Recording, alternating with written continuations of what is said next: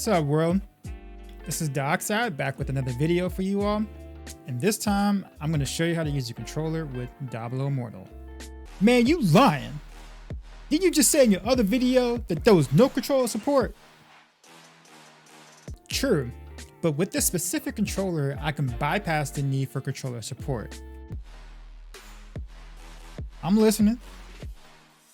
By using FlyDigi Apex controller version 2, I'm able to do things with this particular controller that I can't do with normal controllers.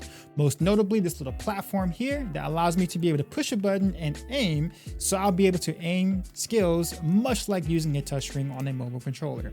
Combine that with the application that comes along with this controller, and you have free reign to customize any of your button layouts to make combat much more fun. Keep watching for more details. All right, so let's get started. So once you get the controller, you would download the app that comes along with the controller. It is a first-party app that's designed with the controller, and you really can't use it for anything else. So it's pretty safe in that aspect. I think my controller turned off because I waited so long. So top of the screen, you see the FlyDigi Game Center. I would just push the button there. You'll kind of see a little app for Amazon. Don't worry about any of that there. But you come to the screen here, and at the very top, you kind of use that to be able to connect your controller itself, much like a Bluetooth, any Bluetooth controller for the most part. Once that happens, you can go down to your games, and it should automatically pull up any mobile game that's on your phone in terms of games itself. So for me, it was just super simple. It just showed up, and then basically it saved automatically. From here, you would launch your games from this app. Don't use the launcher or the game launcher itself. So otherwise, the controller won't work. Okay, so I'll hit open here to launch Diablo Immortal, and I'm already in the game, so it's kind of super simple in that case. So with that being said, as soon as this happens, even default controls for the most part, the joystick already works. So without me even doing anything at all, I'll just kind of show you real quick here. The joystick for the most part already active without me having to do anything, crazy with it. But once you do get in, you will, for the most part, hit select. This will kind of open up this little menu here for you to customize things, right? So, but before we do that, I can kind of show you here where my overlay buttons are. So you kind of get like a little glimpse of what my button layout is. I know it's kind of like faint to see. I'll kind of pull this up bigger in a second. But this kind of allows me to see where my buttons are and stuff like that. It's like, okay, well, I put this here, put that there, etc. So anyways, gonna go back to select. Gonna go down to edit. Okay, and this pulls up a bunch of buttons here. And now you can see clearly where I map my buttons. So I can pretty much, for the most part, pull any button on this screen and map it to anything on my phone. So let's take the directional pad up button here, and I can move it anywhere I want on my screen for the most part. And wherever I move it is where the trigger is going to respond with the controller itself. Okay, so I'm gonna actually back out of this real quick. Cancel, because I don't want to move that. So no, don't want to save. But what this allows me to do is now all of my buttons, for the most part, that you saw, just do A here. Oh, actually, no, that's not the command. So I do X here. That's my multi-shot. This is my sentry. This is my daring swing. And then I actually have my knife trap set to my L trigger. Okay, so L trigger does that. For the most part, let's get you in this. There we go. Cool. So as a demon hunter, for the most part, I'm using my primary skill quite a bit in Diablo Immortal. So I actually mapped that to right trigger for the most part. So I just hold on right trigger, and then I move with my joystick. So it kind of feels like a third-person shooter type ordeal. So super comfortable, super easy. There are some other configurations you can do with this particular program. Like you can actually go and edit, and you can edit the buttons itself. So if I wanted to push down here, I can go to settings, and then I can kind of change the way the button actually works. I can even get pre-configurations, as you see down here. and things, but you really don't have to go that far. But it does give you more customization options in case you want to go that far. But what really makes this controller special for me is that the way that this particular game works is that you have to hold down the button and then move your thumb around to be able to aim your skills, a lot like most mobile MOBA games as well. So remember how I was telling you before about the platform? The platform is able to move and things like that.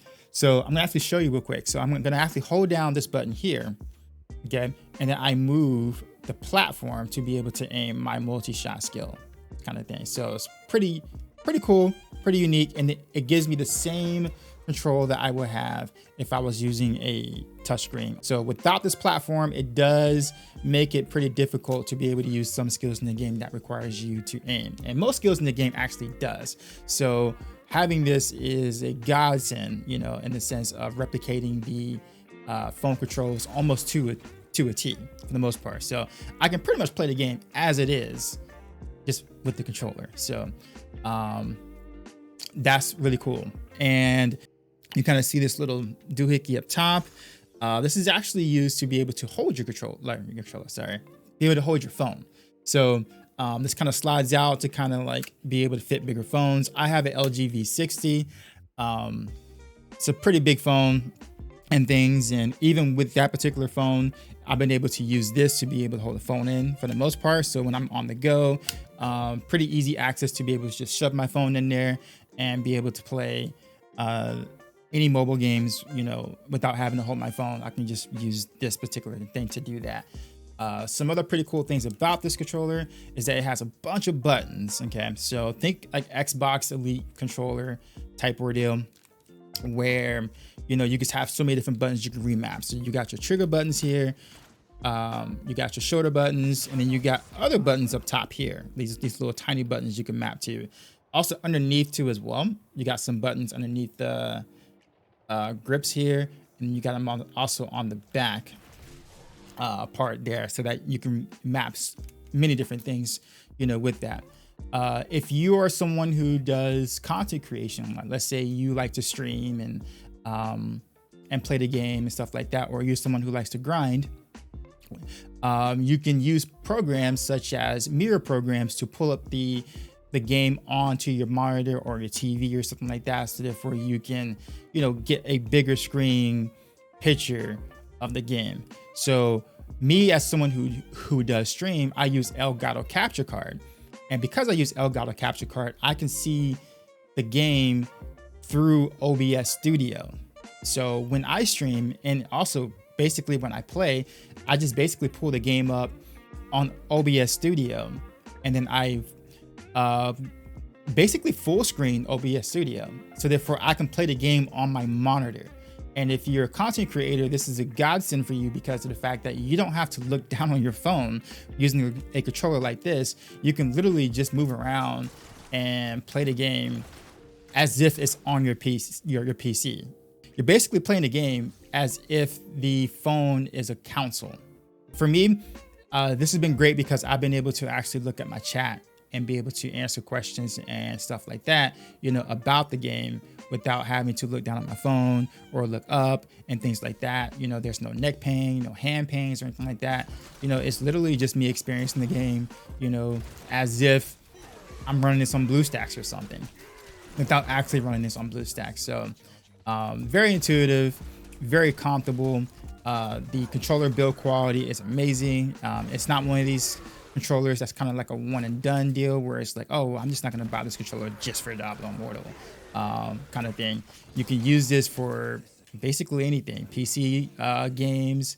Oh, nice. I got a curse chest right here. That works. Yeah. Let me get these masks real quick.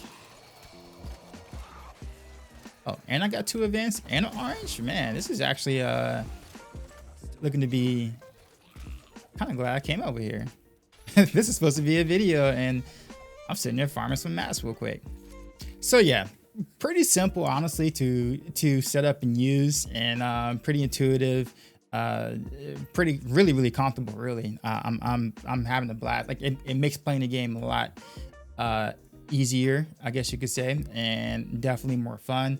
I'm someone who doesn't play mobile games, so for me, it was crucial for me to find ways to comfortably be able to play the game in the sense, in the way that I'll be able to enjoy it. And I'm pretty sure there are many of you all out there that are kind of in the same boat where you just don't want to use the phone controls. And don't get me wrong, the phone controls are actually really good, but it's not going to beat playing with the controller of some sort with that. So yeah, pretty much it. So here's another option that I also recommend in case you don't want to go the route with the FlyDigi Apex controller. This is the iPega controller grip for the most part. It also can grip as big as the iPad, which is kind of what you see on the screen there. So has a pretty similar functionality as the controller that I was using. It just doesn't have the platform for you to be able to aim your skills. So if that's really not as big of a deal to you, this is also an option that can work for you, and that's, you know, a little cheaper than the option that I was using at the time. It has the same functionality as being able to, you know, map your buttons onto the screen itself, so you can kind of, you know, finagle it the way that you would like to do so. Last but not least, this is the option I've actually used when I first started venturing out, trying to figure out better ways and more comfortable ways to play on my mobile device. I use this particular grip here. It's kind of like a phone grip itself. It allows the phone to kind of feel like a controller in that sense. It comes with like the little like portable joysticks, which can be a hit or miss, just depending on, you know, if you can kind of keep it in place and stuff like that. But if so, the little mobile joysticks kind of feel like the little 3DS analog stick. So it's actually not that bad.